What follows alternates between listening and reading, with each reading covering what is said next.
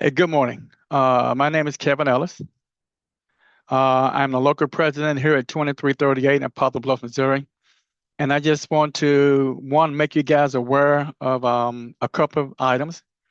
The first one I want to talk about is some of you may have already heard that Parker Faulkner, our retirement specialist, recently passed away.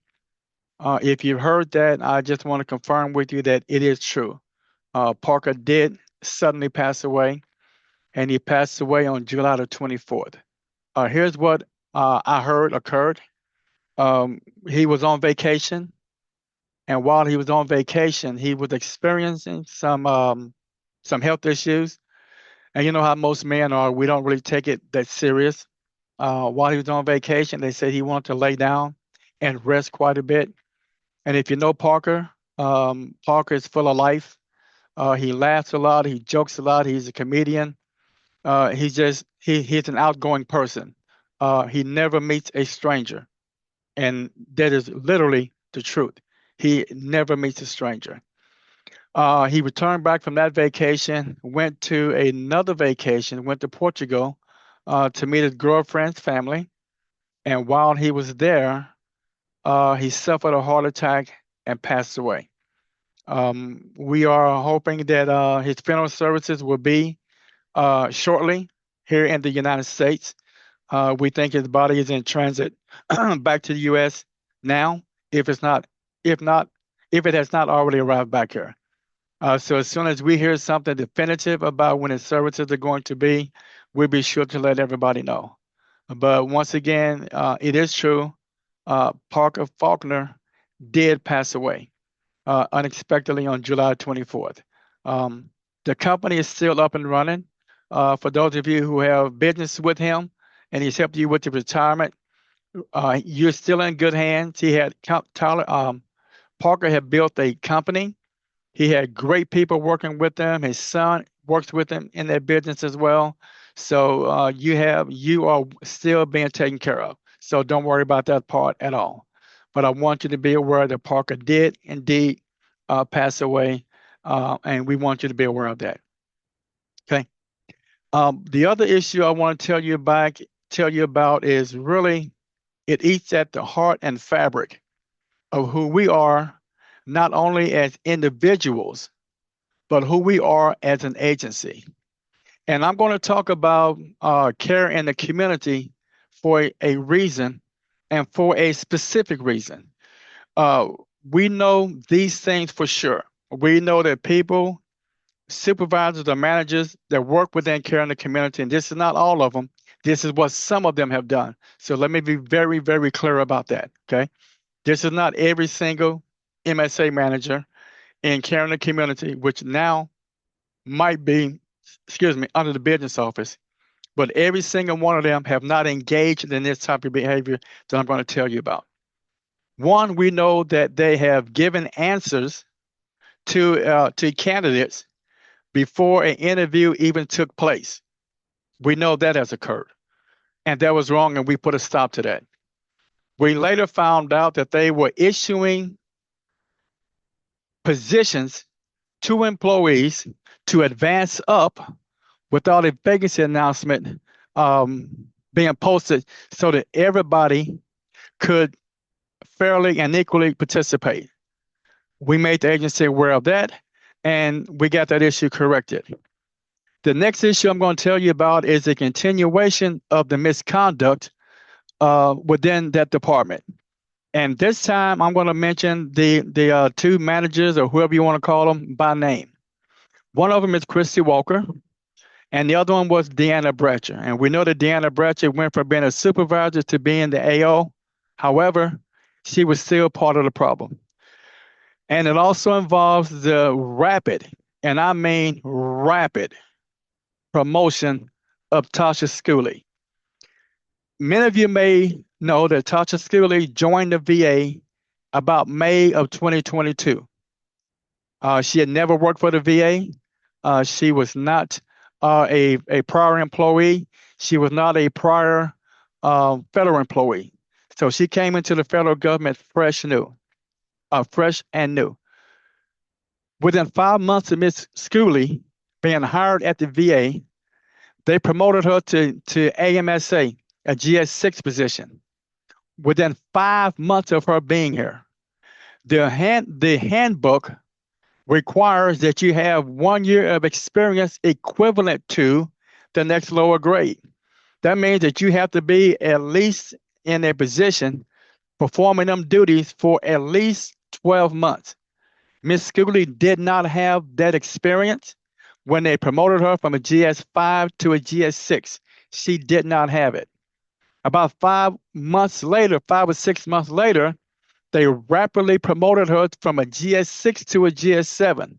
Once again, she did not have that experience equivalent to the next lower grade. She did not have that experience. And we found out that during this process, she was Facebook friends with Deanna Bratcher and or Christy Walker. So they are really good friends outside of work. And that would explain why she was rapidly promoted the way she was. This lady came to work here and she got promoted above more qualified individuals. We have people that worked here that had far more experience than Ms. Schooley had. One of them comes to mind, James Zimmerman comes to mind. Jacob Jordan comes to mind. And these internal employees had more experience than Ms. Schooley ever had in working in this area and this field. We also know that Mr. Jordan, Jacob Jordan, performed lead MSA duties for a period of 18 months and is documented in his EOPF and also in a settlement agreement that was made between the agency. Mr. Jacob Jordan turned in all of his work history, turned in all of his information, turned in all of his documentation, proving his worth, his work history, his awards, his performance appraisals, and everything. That was all turned into the agency. The agency failed and refused to grade any of that. The job announcement and the contract requires you to evaluate work history, work experience, awards, training, and other characteristics. Here's the reason why. If you have an employee that's an internal employee and they have 10 years experience, 15 years experience, 20 years experience, that work history and work experience has to be graded. We know that the agency knows how to do this because we have a matrix where they evaluate other employees. They evaluate their work experience. They evaluate how much time they've been at the agency, their seniority. They evaluate any awards they have. They evaluate any training that they have. They evaluate their performance appraisal. So we know the agency knows how to do this because there is a written pattern in history of that occurring. But for some odd reason, this time, they chose not to do that. So what they essentially said is, we don't care if you got 15 years experience or 20 years experience, we're going to make you equal to somebody that has come to the VA or that only has 1 year of experience. That's not how it operates. The reason why you submit your work experience, your work history, your awards, and your with your resume is the agency is supposed to evaluate that and put it on a point system. For example, if you had 1 to 5 years, they may give you 1 point. If you got 5 to 10 years, they may give you 2 points. If you got 10 to 15 years, they may give you 3 points. If you got 15 years or more, they may give you 4 points. If you have outstanding performance appraisals, they may give you 5 points. You have an excellent, they may give you 3 points. If you're fully successful, they may give you 1 point. If you have any education or any awards, they may give you points. They will give you points for that. That makes up how you evaluate the work history, the awards, training, and other characteristics that's required in the contract and the vacancy announcement. That is one form of finding your best qualified candidate. At that point, you have to develop what's called a breakpoint. A breakpoint is where you look at a score that is that would separate the top maybe 3 or 5 or 6 candidates from the lower tier. And that is called your breakpoint. It is not an automatic top 2. It's not an automatic top 3. It may be 4 people, it may be 5 people, but you decide a break point if it's more than 8 people. Okay. If it's not more than 8 people, then you just have to interview everybody if you're going to interview one. Now, here's the interesting thing. If it's less than 8 people and you don't interview, what are you making your selection off of? It has to be made off of work experience, work history, education, awards, performance appraisals, SF50s. That's what you have to make it off of. So if you do conduct interviews, it doesn't say that you throw away the work history that's been evaluated and given the points. You keep that. Then you conduct your interviews.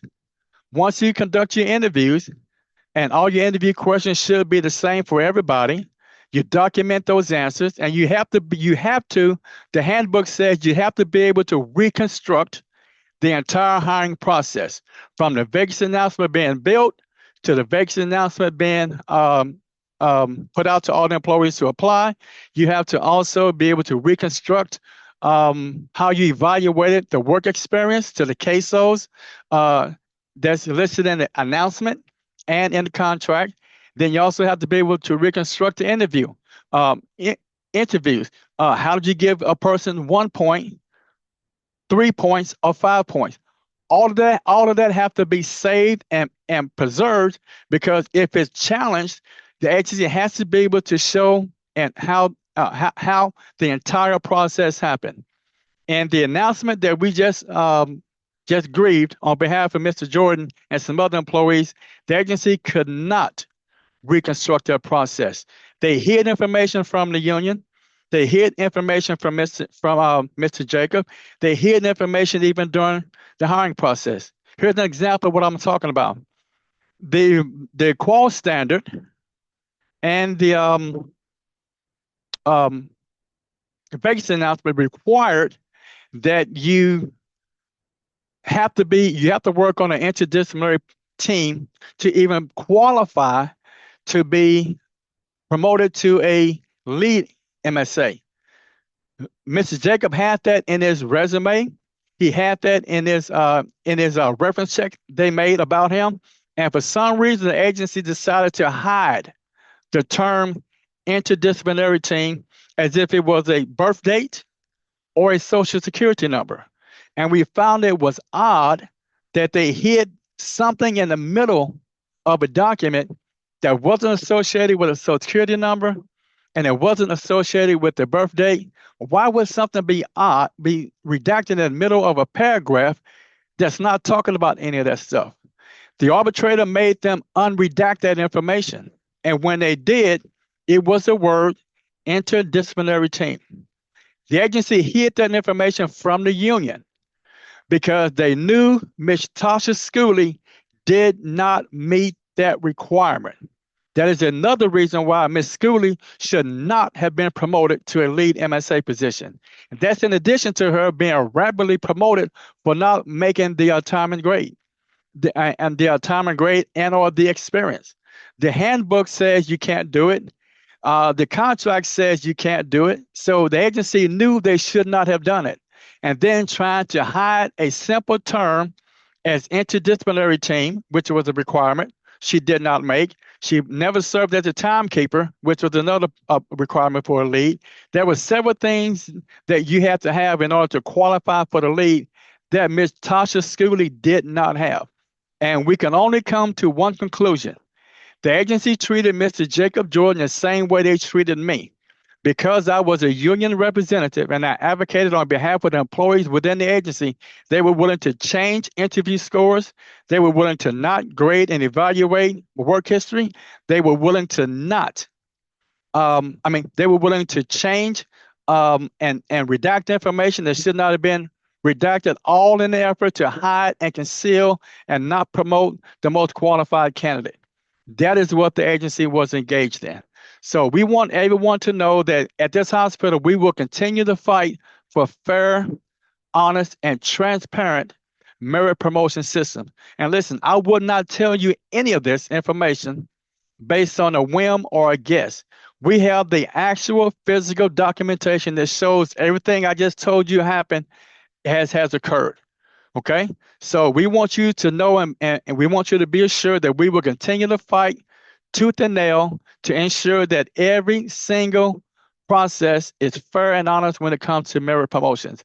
And we know care in the community has some major issues when it involves people like Chrissy Walker, Deanna Bratcher, and Tasha Schooley. And to make it worse, Lisa McCurdy was aware of these issues and have done nothing. She have done nothing to correct the issue.